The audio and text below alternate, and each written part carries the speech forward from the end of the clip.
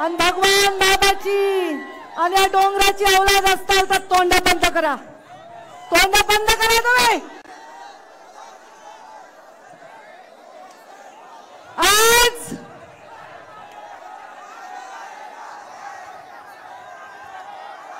माझ्या दसरा मेळाव्यामध्ये पूर्ण राज्यातून लोक येतात, दरवर्षी येतात.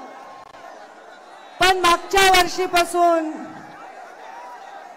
असं हलक्या वागणारे लोक तुम्ही काय यायलात?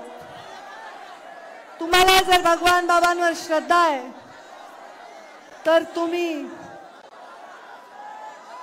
असे धिंगाणा करणारे लोक हे माझे असूच शकत नाही.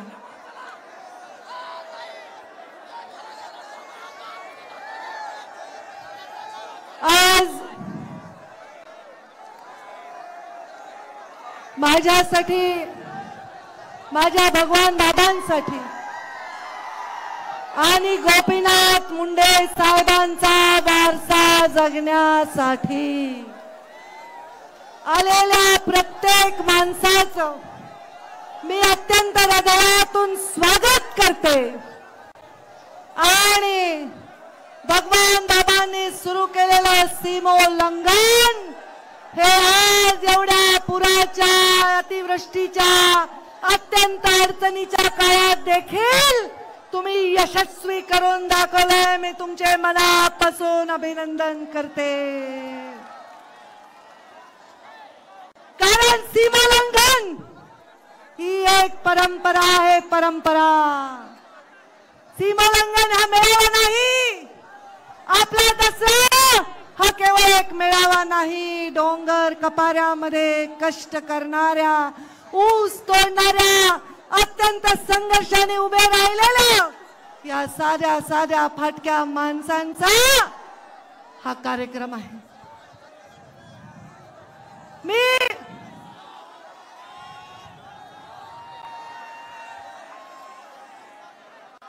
भगवान बाबांच्या चरणी प्रार्थना करते. एवढ्या नदीमध्ये पूर आला असताना, गावागावामध्ये पाणी शिरलं असताना, लोकांचे घर आणि संसार वाहून गेले असताना देखील तुम्ही एवढ्या उन्हात, एवढ्या अडचणीत, एवढ्या लांब आलात. आलात की नाही बुलढाण्यावरून? आलात की नाही जळगाववरून? आलात की नाही वाशिम वरून? आलात की नाही नाशिक वरून? आलात की नाही नगर वरून, पाथर्डी वरून, केज वरून, आष्टी, पाटोदा, बीड, शिरूर, सर्व महाराष्ट्राच्या कानाकोपऱ्यातून तुम्ही लोक आलेला आहात.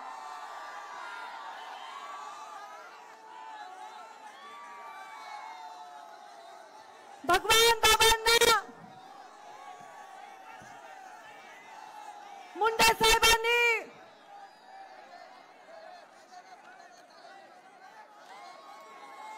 सिंदखेड राजावरून, बुलढाण्यावरून, देऊळगाव राजावरून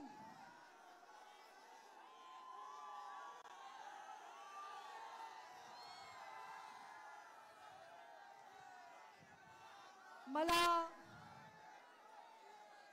आजच्या या परिस्थितीमध्ये एकच बोलायचंय, एकच.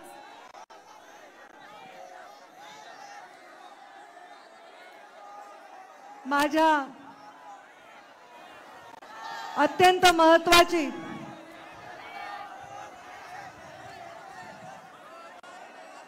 ही परंपरा,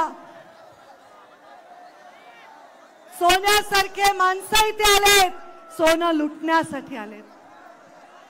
एक एक माणूस इथलं, एक एक सोन्याचं नाणं, नाणं खणकणारं नाणं. ते सज्जनासारखे, गरीबासारखे बसलेत, ते माझे शब्द ऐकण्यासाठी बसलेत. ते आहेत गोपीनाथ मुंडेचे आणि पंकजा मुंडेचे बहादर सैनिक. आणि हे धिंगाणा घालायला आलेले मला काही वाटत नाही. माझ्या घोषणा देऊन तुमच्या विषयीचं माझं मत बदलणार नाही। विरासत में संघर्ष मिला है, विरासत में संघर्ष मिला है तो जिद भी मिली है लड़ने के। चाहे जो भी हो, चाहे जो भी हो, डटकर आगे बढ़ने की। बदलू खुद को मैं क्यों, मैं विचारों की अटल चोटी हूं, मैं गोपीनाथ मुंडे की बेटी हूं। आज या लोकांचे संसार वाहून गेले। या गावामध्ये मी गेले, फाटके लोक बघून, त्यांचं दुःख बघून माझ्या डोळ्यामध्ये अक्षरशः अश्रू आले। घरामध्ये सुखाचा घास सुद्धा माझ्या पोटामध्ये गेला नाही। पण एक मी या भागामध्ये बघितलं, या परिस्थितीमध्ये बघितलं की जाती पातीच्या आमच्यासारख्या पुढाऱ्यांनी केलेल्या सगळ्या चाकऱ्या, सगळे जोखड गळून पडले आणि माणूस माणसाच्या मदतीला धावून आला। दाखवा बरं तुमच्या बाजूच्या माणसाचा हात, पकडा बरं, पकडा बरं, हात वर करा बरं। शेजारच्या माणसाचा हात पकडा बरं, पकडा बरं, सगळे हात वर करा। आपल्या शेजारच्या माणसाचा हात पकडा, पकडा। असा समाज आणि अशी साखळी घडवण्याची आवश्यकता आहे। असा नेता आपल्या सगळ्यांना आवश्यक आहे।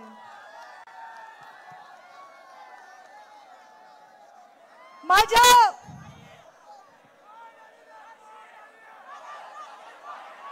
या लोकांचं दुःख बघून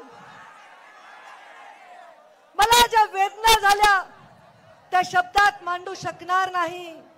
पण देवेंद्र फडणवीस राज्याचे मुख्यमंत्री यांच्या वतीने आणि केंद्रात बसलेले आमचे प्रधानमंत्री नरेंद्र मोदी यांच्या वतीने मी शब्द देते की या शेतकऱ्याला पूर्णपणे मदत करण्यासाठी सरकार त्यांच्या पाठीशी खंबीरपणे उभे आहे। कारण लोकांचं दुःख हेच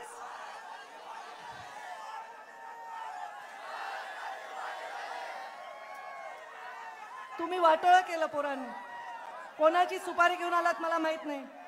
तुम्हाला शरम नाही, तुम्हाला शरम नाही, तुम्हाला शरम नाही। जी शरम गोपीनाथ मुंडेंच्या नजरेत होती ना, कुणाचं वाईट झालं, ती शरम माझ्या नजरेत होती ना, ती तुमच्या दिसत नाही आहे। मला माझ्या घोषणा देण्याने तुम्ही पवित्र होणार नाहीत। तुम्ही कशासाठी आलायत हे मला कळलंय।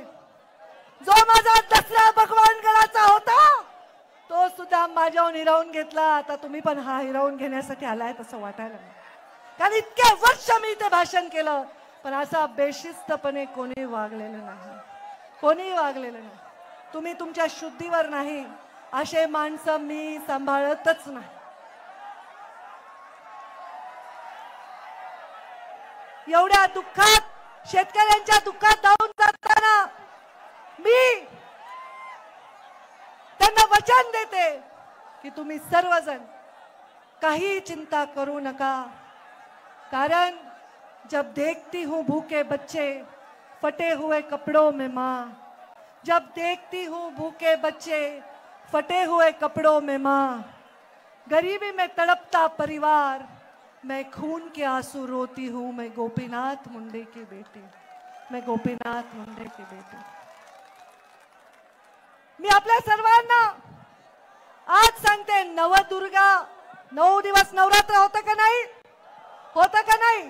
तुमच्या घरात नसेल कारण तुम्ही पथ्य पाळत नाहीत काही। आमच्या घरात आहे, कांदा लसूण नाही, नॉनव्हेज नाही, बाकी तर नाहीच नाही। कारण तुम्ही काय ग्रहण करून आला असताल तर तुम्हाला कळणारच नाही मी काय म्हणाले। माझ्या 9वा दिवस नवदुर्गेची आपण पूजा केली। 9 दिवस या नवदुर्गेनी काय काय केले, चंडमुंड सारखे राक्षस न्यास्तो नाबूद केले। रक्तबीजासारखा राक्षस, महिषासुरासारखा राक्षस संपवून टाकला। आजच्या कलियुगामध्ये रक्तबीजासारखा राक्षस आता जन्माला आलाय आणि हा राक्षस शरीरात नाही तुमच्या सगळ्यांच्या बुद्धीत जन्माला आलाय। एक रक्तबीजाच्या एका रक्ताच्या थेंबातून अनेक राक्षस उभे राहत होते, तसं आता चुकीच्या बुद्धीतून, चुकीच्या तोंडातून, चुकीच्या निर्णयातून, चुकीच्या संदेशातून अनेक राक्षस उभे राहतात आणि ते आहेत जातीवादाचे राक्षस, धर्मवादाचे राक्षस।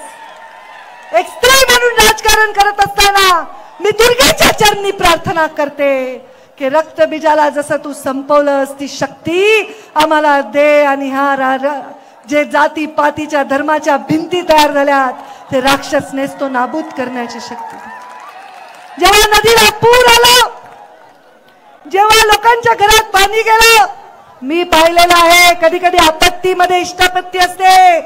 एका गरीब माझ्या बौद्ध समाजाच्या माणसाच्या घरात पाणी आलं तर त्याच्यासाठी आमच्या मजारा समाजाचा माणूस त्याच्यासाठी राशन घेऊन गेलेला आहे। एका गरीब कैकाराच्या घरी पाणी गेलं तर आमच्या गावातले 12 बलुतेदार त्याच्यासाठी राशन घेऊन गेलेत, भांडे घेऊन गेलेत, त्यांना पांघरायला घोंगडी दिली, कंबळ दिलं, काय नाही केलं। आज मला जातीपातीच्या भिंती गळून पडताना दिसून खूप आनंद झालेला आणि मला इच्छा आहे की भविष्यामध्ये जातींना एकत्र गुंतण्याचा धागा बनण्याचं काम हे आपल्याकडून झालं पाहिजे, हे आपल्याकडून झालं पाहिजे। आज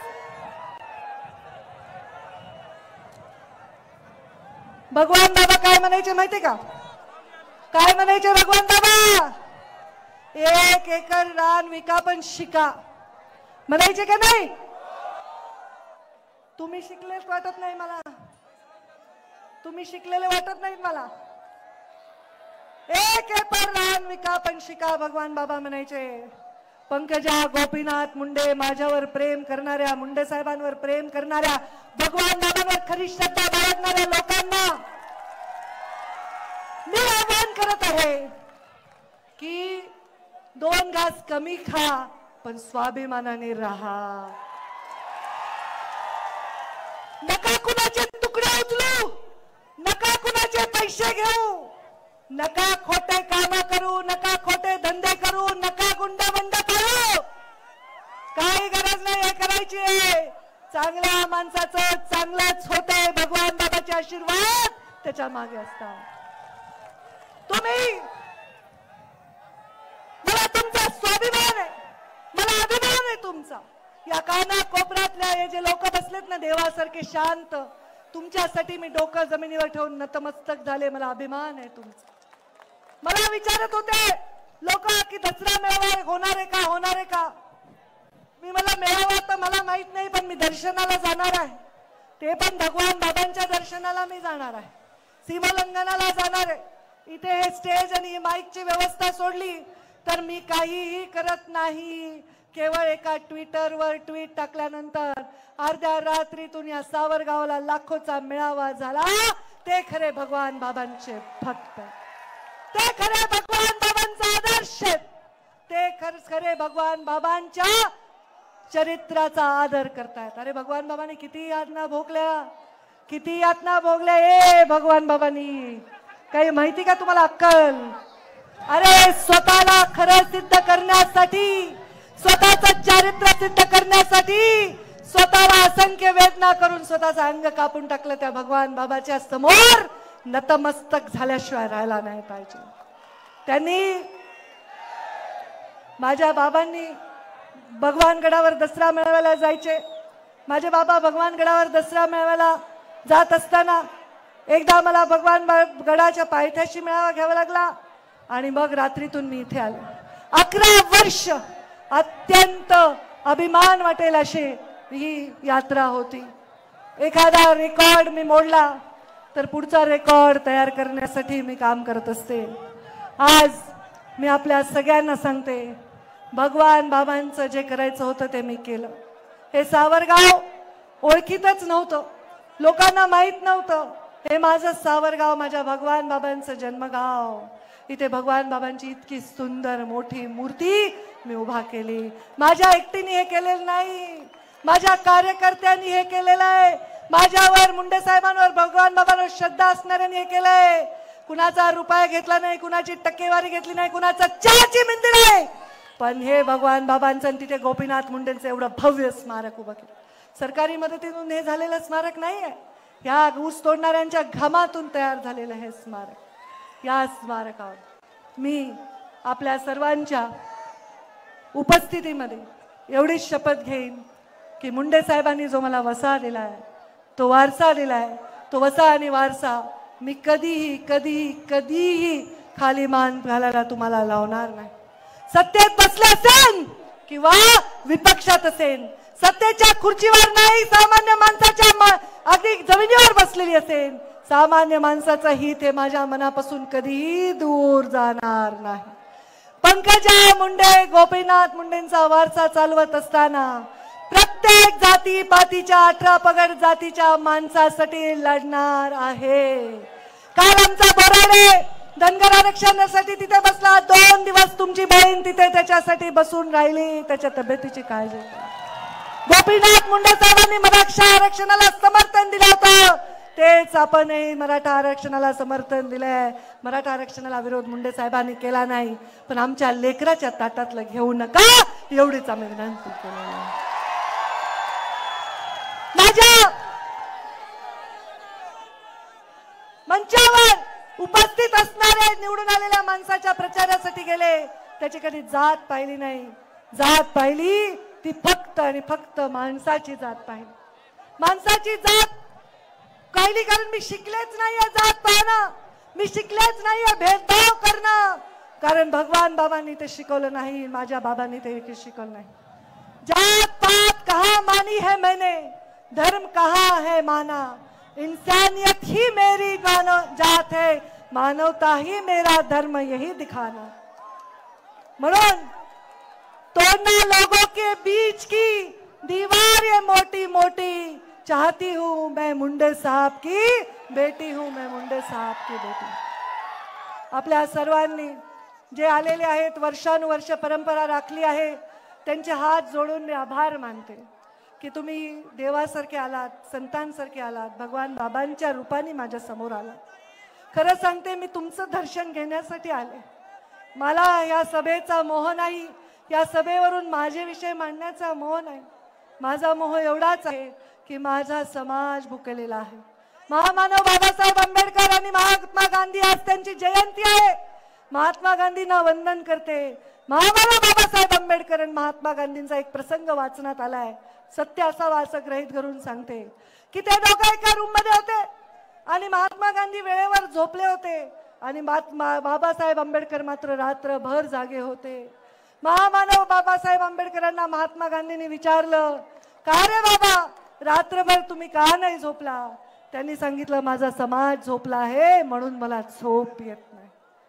तुमच्या डोळ्यामधला अश्रू बघून मला झोप येत नाही, तुमचा संघर्ष बनवून मला झोप येत नाही.